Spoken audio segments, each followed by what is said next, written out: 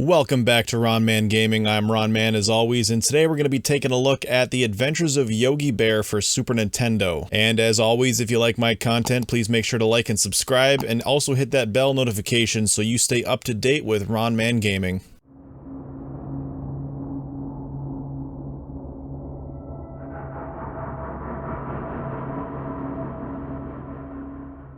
Here comes Yogi! The Adventures of Yogi Bear is a platformer developed by Blue Turtle and published by Cybersoft and released for the Super Nintendo in 1994. You take control of the titular bear, and your goal is to prevent Jellystone Park from being turned into a chemical dumping zone. We don't know who wants to do this or why. The game doesn't tell us. But for whatever reason, Yogi Bear is the only one who can stop this. Now that is some good writing. As Yogi, you'll have 3 lives and no continues to travel through 5 zones, each with 4 levels. For the most part, the gameplay doesn't change. You just need to make it to the signpost at the end of each stage. This game doesn't feature even a single boss fight. The cake at the bottom right represents your life meter. Each time you take a hit, you lose a slice of cake. You can, however, find more cake, although slices are few and far between. Every stage of the game is littered with clocks and picnic baskets. Wikipedia says that if you collect 100 clocks, you'll gain an extra life. As far as I can tell, that's not true at all. It appears that each level has exactly 99 clocks, and they're used for something else entirely, which I'll talk about in a bit. When it comes to the picnic baskets, jumping on them will earn you points, nothing else. Each level has some sort of a beacon that you activate by walking past it. For example, in stage 1 they're flowers, in stage 2 they're lanterns. They do nothing other than give you points. So that's an overview at a glance, but the real questions are, is this game good and is it worth your time? The answer to both is a hard no. This game is fucking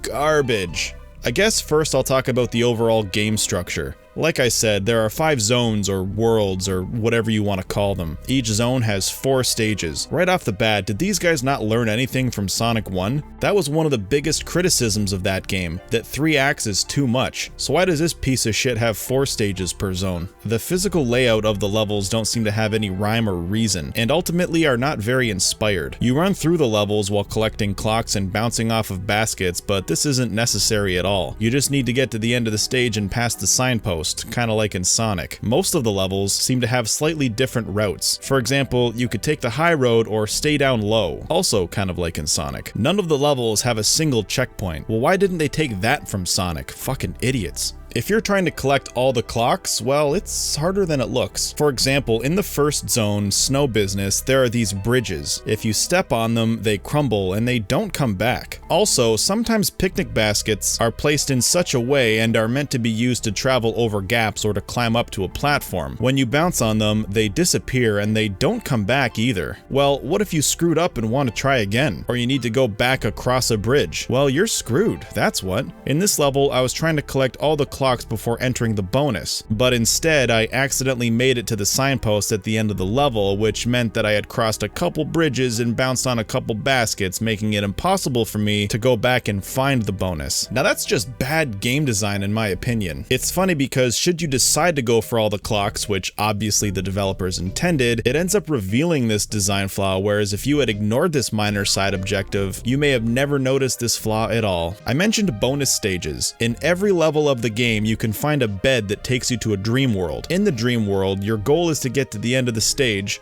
Didn't see that coming. And if you're successful, you'll be rewarded with a piece of an alarm clock. If you collect 4 pieces of an alarm clock, you'll earn a continue. If you're not successful, you'll get kicked out and you won't get another chance. Remember how I said there are 4 levels per zone? Well, the alarm clock that you piece together is tied to the zone. So if you miss the first piece of the clock in the first stage of a zone, you may as well just forget about it until the first level of the next zone. What awful design. Unlike the rest of the game, the bonus stages do have a time limit. The amount of time you'll have in the dream world will depend on how many clocks you've collected. So that's what the clocks are for. If you don't care about getting continues, then just forget about the clocks completely. The developers really tried to add some flavor to the gameplay by adding water levels and minecart stages, but regardless of their efforts, it doesn't do much to spice things up. The minecarts remind me of Donkey Kong Country, except in this game, they suck. Once you jump in, the minecart starts moving. You can't control the speed. All you can do is duck. Occasionally, there will be an object that you need to duck under, otherwise it'll kill you in one shot. So you know what to do? Just hold down, and you'll be fine. There's nothing you need to jump over. The only thing you'll miss out on are clocks, which only means you'll have less time in the bonus, but you're more likely to get killed trying to collect these clocks, and considering how the bonus rounds ultimately lead to a continue, it's just not worth it. It's such unbelievably poor design. In the token water zone, you get to swim and also surf on beavers. Let's look at it this way. It's worse than it sounds, and it doesn't sound good. Check out the brilliant underwater level design.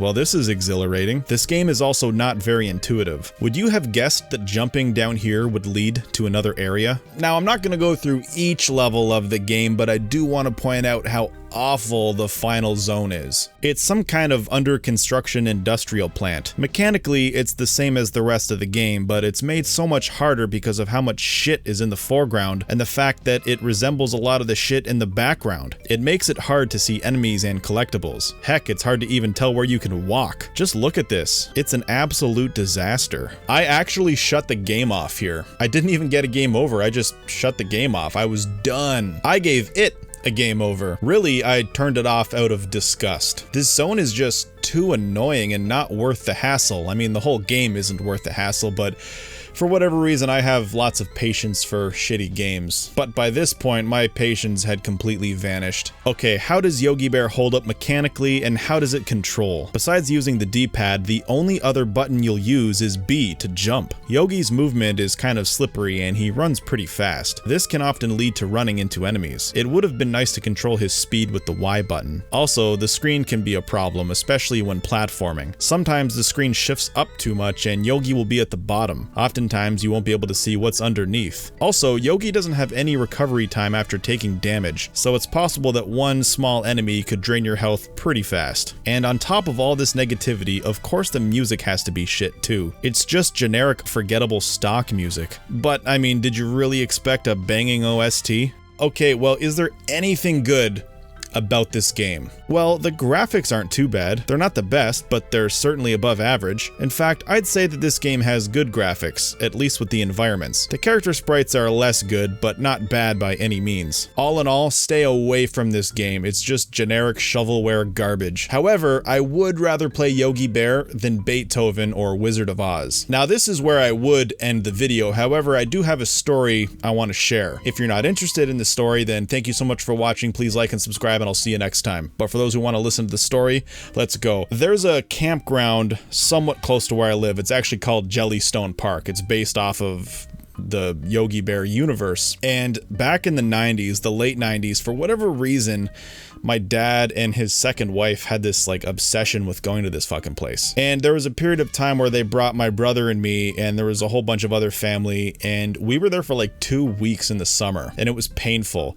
Now, I'm a pretty introverted guy. I just like to play my games. I don't hang out with a lot of people. This was a commercial campground. Like, there was people everywhere. Like, there was camping lots. It was like almost like a trailer park. And so like you had neighbors. Like your tent would be right next to like some other guy's tent who you didn't know. And it was just a pain in the ass. And my dad, for whatever reason, he was like, he does this thing where he talks like Kermit the Frog. And so whenever it came to like talking about the campground, like when he was talking about so it's called Jellystone Park, but he would just call it Yogi Bear Park. And he would always talk about like Yogi Bear. He would talk like that all the time. And if like during the day you were like, hey dad, can we do sausages for dinner? He'd be like, okie dokie, Yogi. It's just, he was always talking like this, Yogi, and always saying Yogi for some reason. So when I was in the game store buying this game, I actually out loud in the game store, I was like, okie dokie, Yogi. And I felt kind of stupid afterwards. But anyway, that's because of this stupid trip. But yeah, it was painful. I mean, I'm an introverted guy. I don't really like to be around other people, and I just like to play my games. So I'm at this campground. This was like when N64 was popular. I remember I had an N64, I had a Super Nintendo, and a Genesis at this time. This is the late 90s, remember? And it sucked because I was around a million people. I didn't have any of my video games. And I was just like, I just wanted to punch Yogi Bear himself in the face. And they actually had people in the park dressed as Yogi and Boo Boo, like, you know, in the big suits, walking around and stuff. They really tried to make it feel like it was Jellystone Park, but like I said, it was this commercial campground right beside a highway, by the way.